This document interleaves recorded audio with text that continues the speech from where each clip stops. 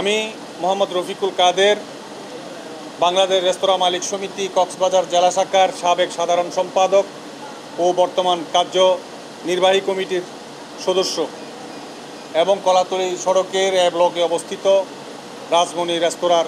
স্বত্বাধিকারী। আপনারা অনেকেই জানেন যে ঐতিহাসিক মে দিবসের দুপুরের দিকে তথাকথিত শ্রমিক নেতা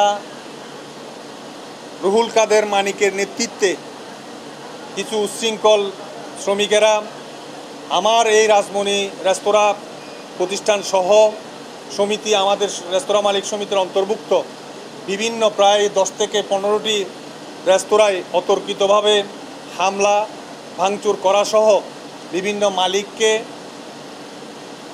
নির্যাতন করে এবং শ্রমিকদেরকে মারধর এবং লাঞ্ছিত করে। তার প্রতিবাদে রেস্তোরাঁ মালিক সমিতি ওই সমস্ত নেতাদের বিরুদ্ধে কক্সবাজার মডেল থানায় লিখিত অভিযোগ দায়ের করেন এবং গত 4 মে 2024 ওই সমস্ত সন্ত্রাসী শ্রমিক নেতাদের বিরুদ্ধে করণীয় কর্মসূচি ঘোষণার জন্য সমিতির সাধারণ সভা আহ্বান করা হয়। ওই সাধারণ সভায় আপনারা জানেন, ওই সাধারণ সভায় অভিযুক্ত শ্রমিক নেতা রুহুল কাদের মানিকের নেতৃত্বে অভিযুক্ত সকলেই, সম্ভবত প্রায় 13 জন মতো ছিল, সকলেই তারা সশরীরে উপস্থিত হয়ে মালিক নেতৃবৃন্দের কাছে 1 মে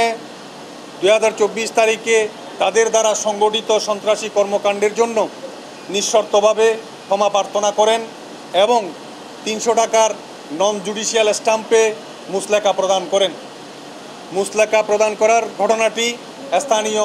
অনলাইন টিভিতে প্রচারিত হয়। সমিতির নেতৃবৃন্দের সাথে 1 মে 24 আমার রেস্তোরাঁয় প্রথম আক্রান্ত হওয়ায়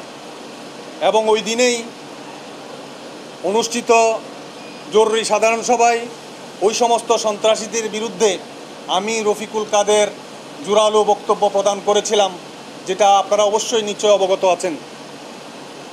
যার কারণে রুহুল কাদের মানিকের নেতৃত্ব তারা আমাকে প্রথম টার্গেট করে সামাজিকভাবে আমার মান সম্মান ক্ষুণ্ণ করার জন্য এবং সমাজে আমার অবস্থান প্রশ্নবিদ্ধ করার জন্য গত বেশ কয়েকদিন আগে আমার রেস্তোরাঁয় সংগঠিত চুরির ঘটনায় চুরি হওয়া টাকা উদ্ধারের জন্য দোকানে চালু অবস্থায় রাত অনুমানিক 9টা থেকে 10টার মধ্যে আমার এক গ্লাস বইয়ের পকেটের মানিব্যাগের টাকা চেক করে দেখার একটি ভিডিও ক্লিপকে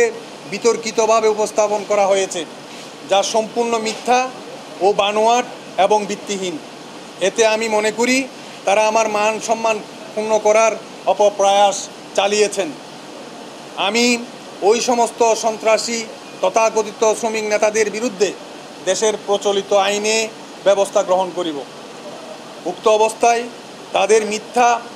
এডিট করা ভিডিও ক্লিপ দেখে সম্মানিত রেস্তোরাঁ মালিক ভাই এবং শ্রমিক এবং আপামর জনসাধারণকে বিভ্রান্ত না হওয়ার জন্য অনুরোধ করছি।